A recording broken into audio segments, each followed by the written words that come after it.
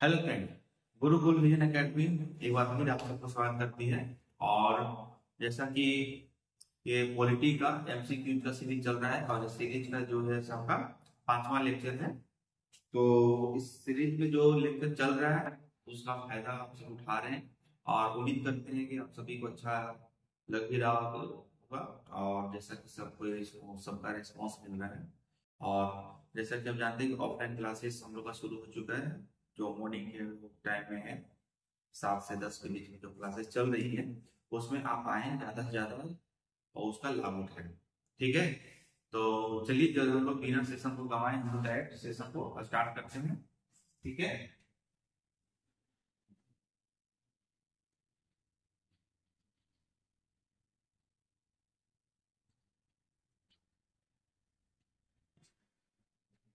चलिए शुरुआत है। जैसे देखिए हम लोग 200 क्वेश्चन कर चुके हैं और आगे का देखेंगे संवैधानिक उपचारों का अधिकार। ठीक है,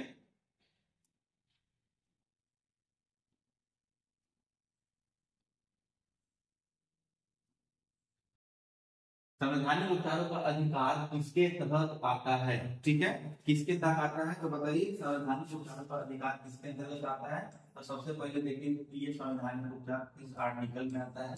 तो ये संविधान के भाग 3 और आर्टिकल 32 आता है। अब तो पकड़ ही लेंगे होंगे कि आर्टिकल 32 है यानी क्या है आपका मौलिक अधिकार हो जाएगा।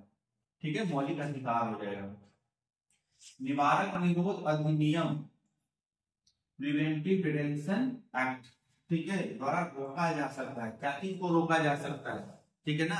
आप देखिए निवारक निरोध अधिनियम है। तो निवारक निरोध अधिनियम कब लाया जाता है, जब देश में कोई अनरेस्ट पैदा हो जाता है या किसी राज्य में कुछ आतंकवादी गतिविधियों का जब अंदेशा लग जाता है या इमरजेंसी का टाइम है या कुछ भी ऐसा सिचुएशन जो देश के जो डिग्निटी है उसकी संप्रभुता है उसको हानि पहुंचे या किसी भी समाज के मेंबर को या एक समाज के एक कम्युनिटी को किसी तरह से समस्याएं अगर आती हैं तो उसके लिए क्या कर उसके लिए ही निवारक निरोध अधिनियम लाया जाता है।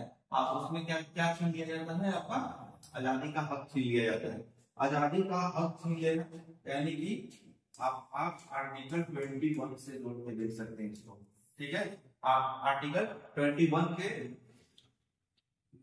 देखिए आर्टिकल 21, आर्टिकल 19 और आर्टिकल 14 ये तीनों को कंबाइंड रूप में देखें तो आपका आजादी का हक यहाँ पे छीन जाता है। ठीक है, तो तीनों को कंबाइंड रूप में आपको देखना पड़ेगा। समानता का अधिकार जारी नहीं कहा है, समानता का अधिकार। ठीक है, आर्टिकल 14 शिक्षा का अधिकार, आर्टिकल 21 संपत्ति का अधिकार 300A। ठीक है, पहले संपत्ति का हक जो था वो क्या था आपका, संपत्ति का हक भी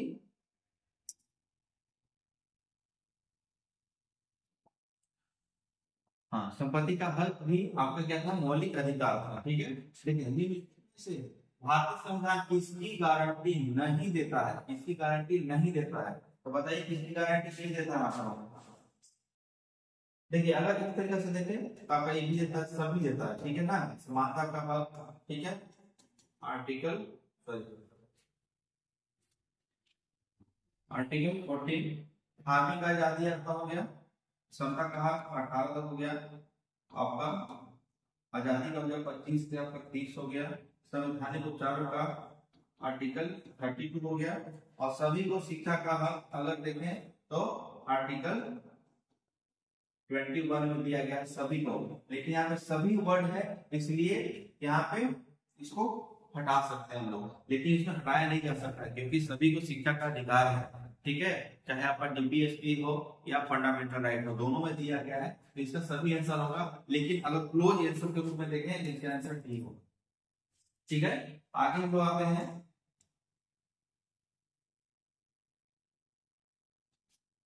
देखिए भारतीय नागरिकता किसके द्वारा दी जाती है, भारतीय नागरिकता किसके द्वारा दी जाती है तो सबसे पहले देखिए हम लोग संसद के द्वारा दी जाती है। किसके द्वारा, संसद के द्वारा दी जाती है और संसद में भी ये बन रहा है, संसद में भी गृह मंत्रालय के द्वारा दी जाती है। संसद में भी कल्याणकारी राज्य संबंधी विचार किसमें दिए गए हैं? देखिए कल्याणकारी राज्य की अवधारणा कहाँ दिया गया है? तुम्हारा डीपीएससी में दिया गया है, ठीक है ना। तो राज्य के नीति निर्देशक सिद्धांत में दिया गया है, ठीक है। चलिए आप लोग बताइए भाग 7 में क्या दिया गया है?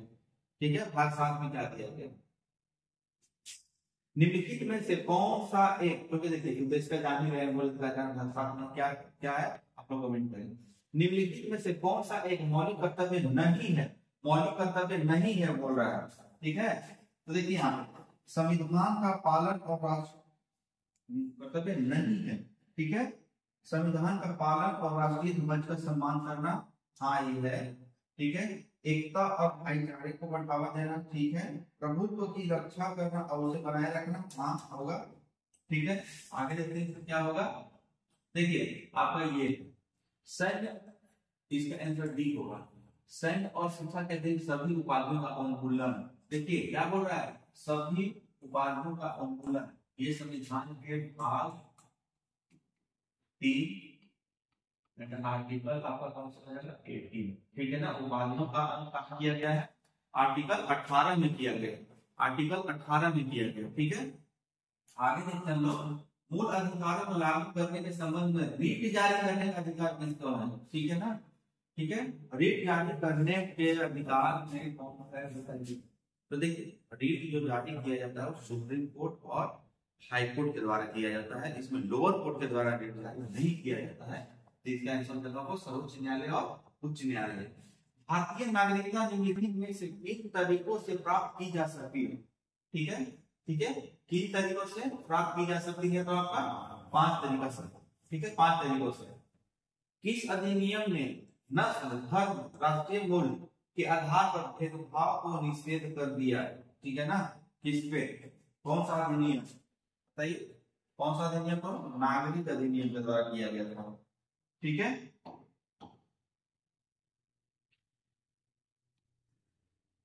निम्नलिखित में से कौन सा एक मौलिक अधिकार नहीं है? मौलिक अधिकार नहीं है, ये तो आप लोग बता ही सकते हैं। लगातार रिपीट हो रहा क्वेश्चन। कौन सा नहीं है? आपका संपत्ति का अधिकार मौलिक अधिकार नहीं है। मौलिक अधिकार नहीं है, ये क्या है? आपका कानूनी अधिकार है। शिक्षा का अधिकार जान रहे आर्टिकल 21 हो गया। स्वतंत्रता का अधिकार जान रहे 19 हो गया। शोषण के विरुद्ध आर्टिकल हो गया आपका कितना? 23 एंड 24 हो गया, ठीक है। भारतीय संविधान के अनुसार किस परिस्थिति के अंतर्गत अभिव्यक्ति की स्वतंत्रता नागरिकों से छीन ली जाती है? क्या छीन ली जाती है? इसके तहत की छीन ली जाती है, ठीक है। भारतीय संविधान के अनुसार सेंसरशिप के तहत ये सेंसरशिप वो नहीं है ना, फिल्म बोर्ड वाला नहीं है ये,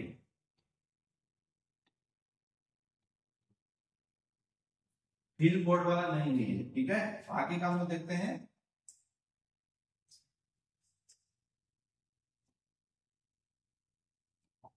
भारत के संविधान के किस भाग में अंतर्राष्ट्रीय शांति और सुरक्षा को बढ़ावा देना वर्णित किया गया है? ठीक है, अंतर्राष्ट्रीय शांति और सुरक्षा को बढ़ावा देना दिया गया किस संविधान के अंतर्गत दिया गया है? तो आपका ये प्रस्तावना के, या आपका सॉरी प्रस्तावना नहीं, आपका राष्ट्रीय नीति निर्देशक सिद्धांत होगा। इसमें आर्टिकल 51 होगा, आर्टिकल 51 होगा, ठीक ना।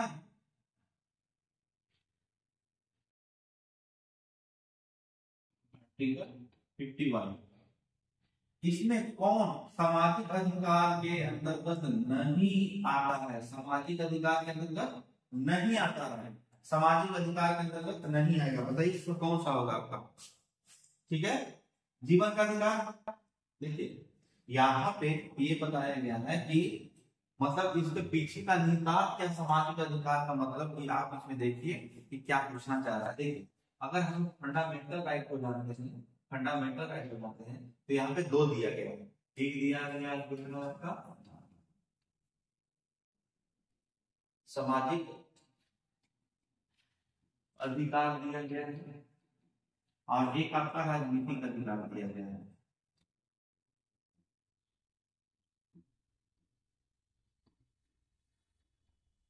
राजनीतिक अधिकार दिया गया है। तो देखिए, और आपका डीपीएससी में देखिए,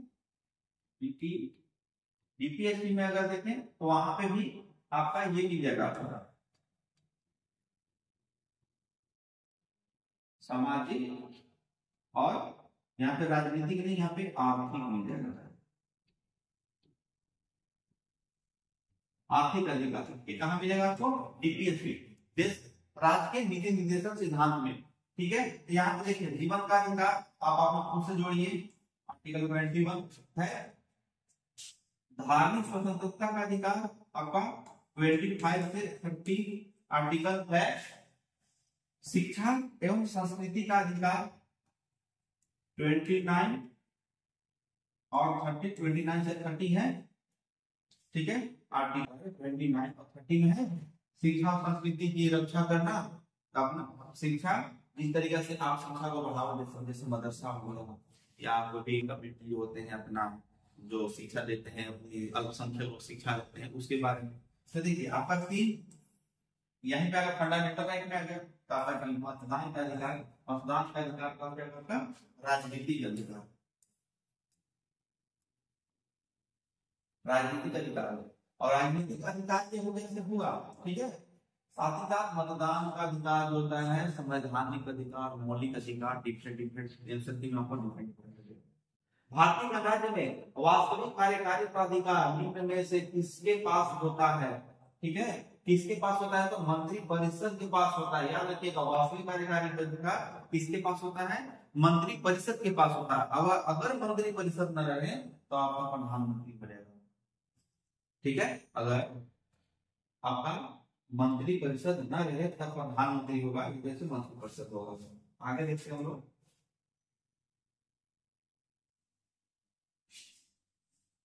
देखिए भारतीय संविधान में के यहाँ पे कर दीजिए, भारतीय संविधान के अनुसार निम्नलिखित में न्यायालय में कौन प्रवर्तनीय है? प्रवर्तनीय है। ठीक है, तो आपका मूल अधिकार प्रवर्तनीय है। आप नीति निर्देशक सिद्धांत प्रवर्तनीय नहीं है, ये अप्रवर्तनीय है।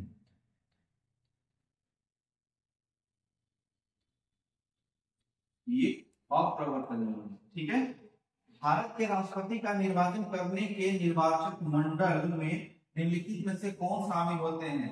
राष्ट्रपति के निर्वाचन में। ठीक है, राष्ट्रपति के निर्वाचन में देखिए आपका क्या है, संसद के निर्वाचित सदस्य, लोकसभा राज्यसभा मिलाकर, और जितने भी स्टेट विधानसभाएं हैं के निर्वाचित सदस्य हो गए। और साथ ही साथ दिल्ली और पांडुचेरी ऐसे दो केंद्र शासित प्रदेश कर सकते हैं, क्योंकि दिल्ली तो राष्ट्रीय राजधानी क्षेत्र है। ठीक है, तो उसका छोड़ दें, और उसको हो गया आपका पुडुचेरी हो गया। तो इन सब का कौन हो जाएगा आपका यहाँ पे? आप राज्यसभा का विधानमंडलों पे निर्वाचित, राज्यसभा नहीं, ये नहीं होगा, तो ऑप्शन बी होगा। लोकसभा तथा राज्य विधानसभाओं के सदस्य के बीच में।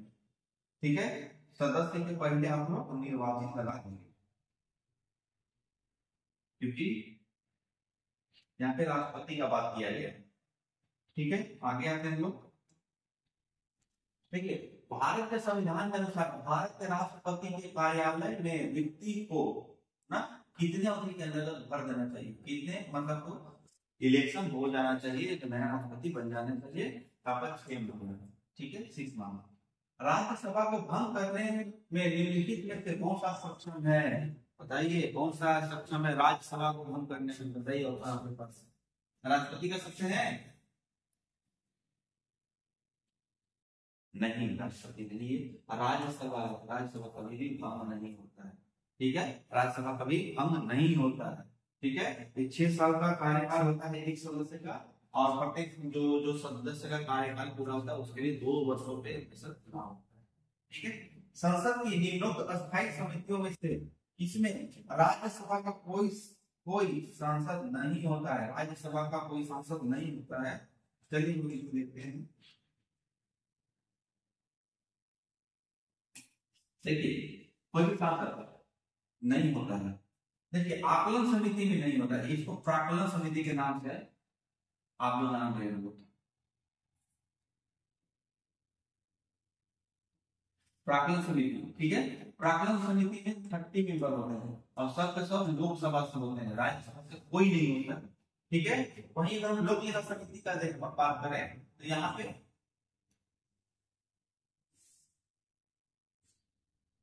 अगर लोक लेखा समिति का बात करें तो इसमें कितने मेंबर होते हैं? 22 मेंबर होते हैं, 22, ठीक है। 15 हो गया आपका लोकसभा से और 7 हो गया आपका राज्यसभा से, याद रखिए, ठीक है। उसी तरह से लोक उपक्रम समिति हो गया, ठीक है, और सरकारी आश्वासन समिति हो गया। तो सरकारी आश्वासन समिति में आपका 15 मेंबर होता है, लोक लेखा समिति में आपका लोक उपक्रम समिति में 9 मेंबर होते हैं, ठीक है। इसको याद रखिएगा, ठीक है। आगे, भारत में राष्ट्रपति के चुनाव संबंधी विवाद के मामले को निम्नलिखित में से किसके पास भेजा जाता है? ठीक है, राष्ट्रपति है भाई, राष्ट्रपति है तो देश के प्रथम व्यक्ति है, सुप्रीम है, ठीक है। तो सुप्रीम है तो कहा जाएगा, तो सुप्रीम कोर्ट जाइए, उनका जो भी विवाद हो वो सुप्रीम कोर्ट में ही किया जाए, ठीक है। क्या भारत के राष्ट्रपति को निषेधाधिकार है? निषेधाधिकार है, हाँ तो हाँ है, वो निषेध कर सकते हैं, पॉकेट वीटो हो गया, या किसी भी विधेयक को रिटर्न कर सकते हैं, रिटर्न कर सकते हैं कि नहीं इसमें आप सुधार कीजिए। लेकिन फिर अगर संसद सुधार करके या वैसा ही रूप में भेज देती है तो उसको राष्ट्रपति की बाध्यता हो जाती है, उनको साइन करना पड़ जाता है, ठीक है। आगे का हम क्वेश्चन देखते हैं, वह अधिकतम अवधि कितनी होती है जिस तक संविधान अनुच्छेद 356 अधीन राष्ट्रपति द्वारा जारी की गई संसद द्वारा पढ़ाई हुई घोषणा सामान्यतः लागू रह सकती है? लागू रह सकती है कितना? 6 महीना, ठीक है। राष्ट्रपति शासन अधिकतम 3 साल तक लगाया जाता है, लगाया जा सकता है, और उसको 6 महीना के टेन्योर पर उसको पढ़ाया जाता है, ठीक है। भारत के उपराष्ट्रपति के निर्वाचन के लिए निर्वाचक मंडल कौन होता है? ठीक है, क्या होता है? तो इसमें विधानसभा है, विधानसभा नहीं होता है, ठीक है। लोकसभा और राज्यसभा के निर्वाचित सदस्य, संसद के दोनों को सदनों के सदस्य यहाँ पे भी निर्वाचन छोड़ दीजिए, ठीक है। केवल राज्यसभा के तहरीर छोड़ दीजिए, आपके पास एक ही है, दोनों संसद के दोनों सदनों के सदस्य जो होते हैं वो चुनाव करते हैं, उसमें मनोनीत सदस्य भी अपना उपस्थित दर्ज करा रहे हैं। आपका हो गया आपका इधर, इसका कौन हो गया आपका संसद। निम्नलिखित में किस अनुच्छेद के अधीन किसी राज्य में संवैधानिक व्यवस्था को भंग घोषित किया जा सकता है? किसी राज्य में संवैधानिक व्यवस्था तो आर्टिकल 356 जाने आर्टिकल 356 में राष्ट्रपति शासन के द्वारा जो स्टेट होते हैं वहां के शासन को, वहां विधानसभा को भंग किया जा सकता है। आगे देखते हैं, युद्ध या बाहरी आक्रमण के कारण संविधान के किस अनुच्छेद के अधीन, ठीक है, अनुच्छेद के अधीन आपात स्थिति की घोषणा की जा सकती है? देखिए तो जानिए वाले आर्टिकल 352 के अधीन ये किया जाता है। अनुच्छेद 352 के अंतर्गत लागू आपात स्थिति के दौरान निम्नलिखित में से किस संवैधानिक उपबंध निलंबित रखते हैं? कौन सा निलंबित रहते हैं? देखिए, निधि निर्देशकता तो नहीं होगा, संशोधन प्रक्रिया नहीं होता है, ठीक है। एक ऑप्शन का मूल अधिकार है, एक और ऑप्शन देखते हैं न्यायिक समीक्षा, ठीक है। तो न्यायिक समीक्षा मूल अधिकार को भी हनन किया जा सकता है, ठीक है। याद रखिएगा ये किया जाता है आर्टिकल 358 और 359 इसके अंतर्गत किया जा सकता है, ठीक है। क्या है प्रोविजन हम लोग आगे देखेंगे, ठीक है। लेकिन न्यायिक समीक्षा किया जा सकता है उसका, याद रखिएगा उसका न्यायिक समीक्षा किया जा सकता है। निम्नलिखित में से कौन से, यही है ना 352, ठीक है। आगे देखते हैं लोग, निम्न में से कौन से अनुच्छेद आपातकालीन उपबंधों से संबंधित है? आपातकालीन कौन कौन होगा इसमें? तीनों होगा। देखिए 52 में क्या हुआ आपका? नेशनल इमरजेंसी लग गया। 56 में क्या हुआ आपका? जो राष्ट्रपति शासन जो लगता है, मतलब स्टेट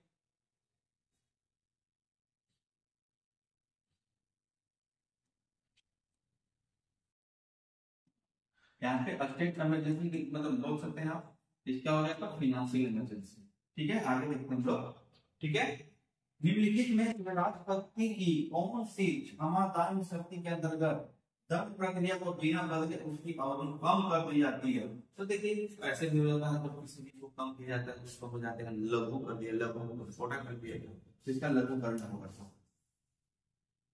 अगला क्वेश्चन है, जब भारत के राष्ट्रपति और उपराष्ट्रपति दोनों के पद खाली हो तो उनका काम कौन करेगा? ठीक है, इसको हम लोग अच्छा से समझते हैं इसमें क्या होता है। अगर प्रेसिडेंट हो, देखिए प्रेसिडेंट हो तो सही, अगर प्रेसिडेंट नहीं हो तो वाइस प्रेसिडेंट होंगे, वो राष्ट्रपति का भूमिका निभाएंगे। ठीक है, अगर ये ना हो तो chief justice of India, Bharat सर्वोच्च न्यायालय का मुख्य न्यायाधीश, भारत का मुख्य न्यायाधीश बोल सकते हैं, वो करेंगे। अगर ये नहीं है तो सीनियर मोस्ट जज ऑफ सुप्रीम कोर्ट, ठीक है, सीनियर जज, सीनियर मोस्ट जज ऑफ सुप्रीम कोर्ट। अगर ये नहीं है तो फिर क्या होगा कि संसद के 10 दलों की समिति बनती है। ठीक है, ठीक है ना, 10 मेंबर बनते हैं और पार्लियामेंट में, पार्लियामेंट की 10 मेंबर की समिति बनेगी, वो डिसाइड करेगी। अगर ये भी ना हो, ये भी ना हो तो समझना देश खत्म। मतलब ये अब तक ऐसा सिचुएशन नहीं आया है, ऐसा सिचुएशन नहीं आया, मतलब इनमें से ऐसा कोई भी सिचुएशन ऐसा नहीं बनता है कि क्या तो कोरोना आया ऐसा सिचुएशन बन गया, बन ही गया, देखिए सिचुएशन देश का कुछ और ही बन गया था, तो उससे कोई फर्क नहीं होता। ठीक है, तो इसमें क्या है आपका, तो इसमें आपका देखिए vice president chief justice of India पहली बार मोहम्मद हिदायतुल्लाह। ठीक है,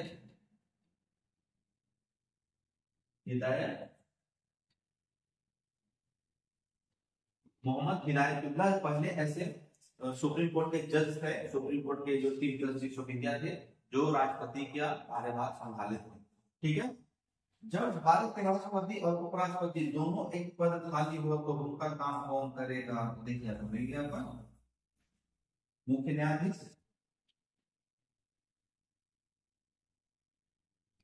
आगे देखिए भारतीय संघ के राष्ट्रपति के पास वही संवैधानिक अधिकार है जो ब्रिटिश राजा के या रानी के पास है, ब्रिटिश राजा या रानी के पास है। इसका मतलब करने का है कि जो राष्ट्रपति का जो पदभार लिया गया है वो ब्रिटेन के जो राजा रानी के राजा या रानी जो प्रमुख होंगे उसी के पैरेलल किया गया। लेकिन यहाँ पे डिफरेंस है, यहाँ पे भारत लोकतांत्रिक गणराज्य है, इसीलिए यहाँ पे निर्वाचित राष्ट्रपति होते हैं और वहां वंशानुगत, यानी ब्रिटेन में वंशानुगत। ठीक है, भारत का उपराष्ट्रपति होता है, ठीक है, तो राज्यसभा का पदेन अध्यक्ष होता है, राष्ट्रपति उपराष्ट्रपति राज्यसभा का पदेन अध्यक्ष होता है। भारतीय गणतंत्र का वह कौन सा राष्ट्रीय राष्ट्रपति था जो सदा भारतीय धर्मनिरपेक्षता को सर्वधर्म समभाव करता था? डॉक्टर सर्वपल्ली राधाकृष्णन थे। ठीक है, इन्हीं के जन्म 5 सितंबर को टीचर्स डे मनाया जाता है, टीचर्स डे, ठीक है, मनाया जाता है। संघ लोक सेवा आयोग के किसी सदस्य को हटाया जा सकता है, ठीक है, इसके द्वारा राष्ट्रपति के द्वारा हटाया जा सकता है। पॉकेट वीटो में भारत के राष्ट्रपति किसी भी विधेयक को कितने समय के लिए रख सकता है? तो ये हमेशा मतलब इसको कोई टाइम लिमिट नहीं, अनिश्चित काल के लिए रखा जा सकता है। ठीक है, अनिश्चित काल के लिए रखा जा सकता है। पॉकेट वीटो क्या है? मतलब कोई भी साधारण विधेयक जो होता है वो राष्ट्रपति के पास भेजा जाता है कि इस पे आप साइन कीजिए, कानून बनाना है, लेकिन राष्ट्रपति को ऐसा लगता है कि नहीं ये कोई आवश्यकता नहीं है, तो क्या करते हैं वो कि उसको बस टेबल पर रख देते हैं, उसको साइन नहीं करते हैं, यानी कि वो अपना पॉकेट में डाल लिए, ये बोला जाता है। ठीक है, राष्ट्रपति द्वारा राज्यसभा के कितने सदस्यों को नामित किया जाता है? ठीक है, राष्ट्रपति द्वारा कितना किया जाता है? 12 सदस्यों को नामित किया जाता है। कितने को? 12 सदस्यों को नामित किया जाता है। ठीक है, भारत के राष्ट्रपति का नाम बताएं जो निर्विरोध चुने गए थे, निर्विरोध चुने गए करता है नीलम संजीव रेड्डी के। ठीक है, नीलम संजीव रेड्डी जो थे निर्विरोध चुने गए थे। निर्विरोध चुने जाने का मतलब क्या होता है? उनके विपक्ष में कोई भी खड़ा नहीं है। ठीक है, कोई भी खड़ा नहीं है। आगे देखते हैं हम लोग, युद्ध या आक्रमण के कारण अनुच्छेद 352 के अंतर्गत आपातकाल की घोषणा के लिए संसद का अनुमोदन अपेक्षित है। युद्ध या बस इतना जानिए कि आर्टिकल 352 जब लग जाता है तो संसद के द्वारा अनुमोदन किया जाता है। कितने दिनों के अंतर्गत? तो 1 महीना के अंतर्गत आपको उसका अनुमोदन करना पड़ेगा। ठीक है। भारतीय संसद राज्य के इस विषय पर कानून बनाने के लिए सक्षम है। भारतीय संसद, ठीक है। देखिए इसमें आप भारतीय संसद, तो यहाँ पे कहा होगा देश के सभी राज्यों की विधानसभाएं, ठीक है, अनुच्छेद अनुरोध करती है 2 या 2 से अधिक।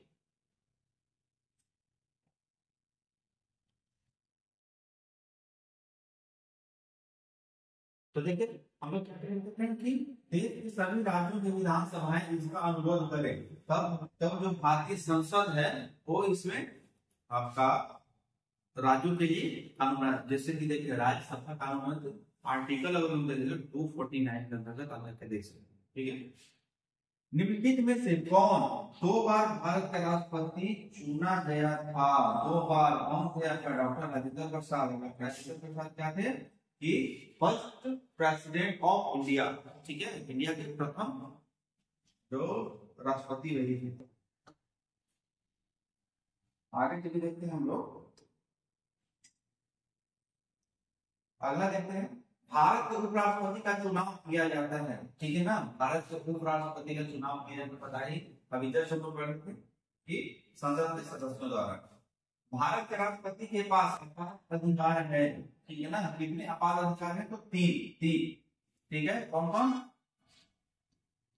आर्टिकल 352, 353 और 360, 3 अपार, ठीक है।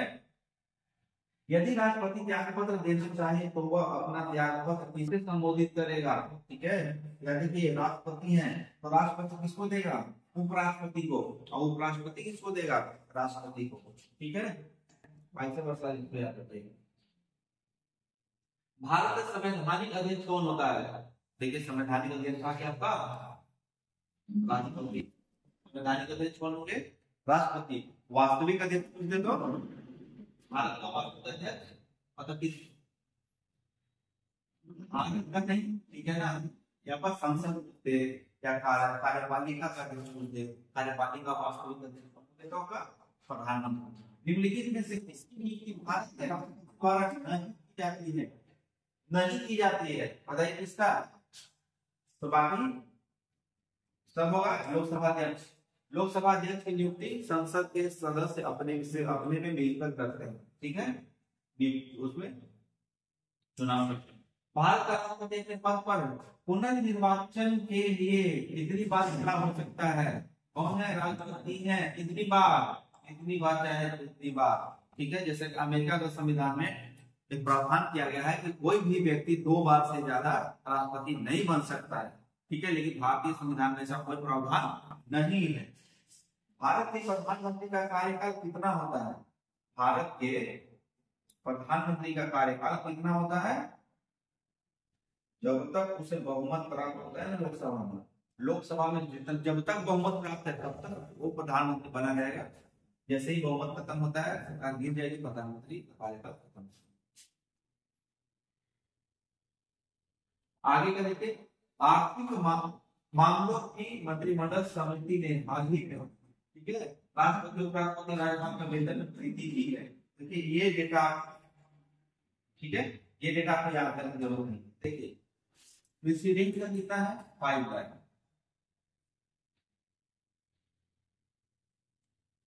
प्रेसिडेंट का कितना है? 5 लाख, ठीक है। वाइस प्रेसिडेंट का कितना है? 4 लाख, ठीक है। और इसका राज्यपाल ना गवर्नर, राज्यपाल का कितना है? 3.5 लाख,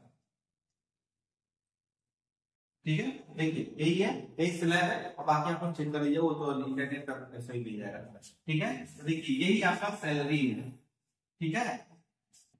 आगे क्वेश्चन देखते हैं हम लोग। भारत का प्रधानमंत्री निम्नलिखित किस प्रक्रिया द्वारा बनाया जाता है? भारत का प्रधानमंत्री याद रखिएगा नियुक्त किया जाता है, नियुक्त किया जाता है, निर्वाचन नहीं याद रखना, ठीक है ना। नियुक्त करता है, कौन नियुक्त करता है? प्रेसिडेंट करते हैं। ये निर्वाचित होकर जितने भी संसद का मेंबर है, संसद में लोकसभा का जितना भी मेंबर है, जैसा कि आप अभी कितना है बताइए, 545 से 543, आप कमेंट बॉक्स में कीजिए। तो जितने भी मेंबर हैं वो निर्वाचित होकर आएंगे और उसी में एक बहुमत दल का नेता चुना जाएगा, नेता चुना जाएगा, और उस नेता को जब चुना जाता है तो उसकी नियुक्ति प्रधानमंत्री के रूप में राष्ट्रपति के द्वारा किया जाता है। ठीक है, नियुक्त किया जाता है किसके द्वारा? राष्ट्रपति के द्वारा। याद रखिएगा, भारत के उपराष्ट्रपति का पद लगातार 2 बार कौन रहे? संविधान में राष्ट्रपति द्वारा संसद में एंग्लो इंडियन समुदाय के कितने सदस्य नामित किए जा सकते हैं? तो एंग्लो इंडियन समुदाय के लोग हो, लेकिन अब ये समाप्त कर दिया गया है। ठीक है, कम से 100 कॉन्स्टिट्यूशनल अमेंडमेंट के द्वारा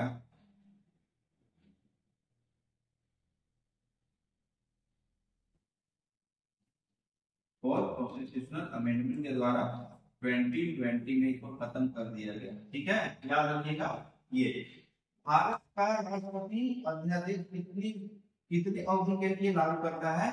6 महीना। ठीक है, 9 महीना याद नहीं कर रहे थे, 6 महीना याद करना। ठीक है, 6 महीना तक के लिए ही वो कर सकता है, लेकिन 6 महीना के बाद या उसी के ड्यूरिंग जो पहला जो सेशन आएगा, संसद का पहला सेशन जब आएगा तो उसमें उस विधेयक को पास करवाना होगा, वरना अध्यादेश खत्म हो जाएगा। ठीक है, आगे क्या देखते हैं हम लोग? आगे का, यदि कोई राज्य केंद्रीय सरकार के निर्देशों का पालन न करे तो राष्ट्रपति क्या कर सकता है? ठीक है ना, कोई राज्य जो है केंद्र सरकार के द्वारा या राष्ट्रपति के द्वारा उसको काम दिया गया और वो काम नहीं करता है तो क्या कर सकता है बताइए? होगा, वह राज्य के लिए संवैधानिक तंत्र की विफलता घोषित कर सकता है और राज्य के शासन का उत्तरदायित्व संभाल सकता है। ठीक है, तो ये आपका क्वेश्चन बी होगा। अब आप लोग बताते हैं कि ये सरकार जो निर्देश देता है वो आर्टिकल कौन देता है? ठीक है, तो आर्टिकल आपका होगा 65, ठीक है, या 265। अब इन दोनों में से आपको ऑप्शन चूज करके कमेंट बॉक्स में करना है, ये दोनों आर्टिकल में से किसके अंतर्गत कोई राज्य को केंद्रीय सरकार का निर्देशों का पालन करना होता है। ठीक है, तो आप लोग ये बताइए कमेंट बॉक्स में इसको आप लोग कमेंट करें। तो फ्रेंड, आज हम लोग अपना जो 5वां लेक्चर सीरीज था उसको हम लोग यहीं पे एंड करते हैं, और चलिए इसके आगे हम लोग क्या करते हैं कि आपका नेक्स्ट सेशन का कल शुरुआत करेंगे। और हाँ, एक मतलब सूचना है कि हमारा जो बैच है वो सुबह 7 बजे से 10 बजे तक शुरू हो चुका है। आपको ज्यादा से ज्यादा संख्या में आकर आप एनरोल कराएं और एक बेहतर एजुकेशन और क्वालिटी एजुकेशन आप अंदर ज्ञान करें, अपने अंदर लें और अपनी सफलता को पाने की एक आसान रास्ता है। तो चलिए फिर हम लोग इस सेशन को यहीं पे एंड करते हैं और चलिए, थैंक यू।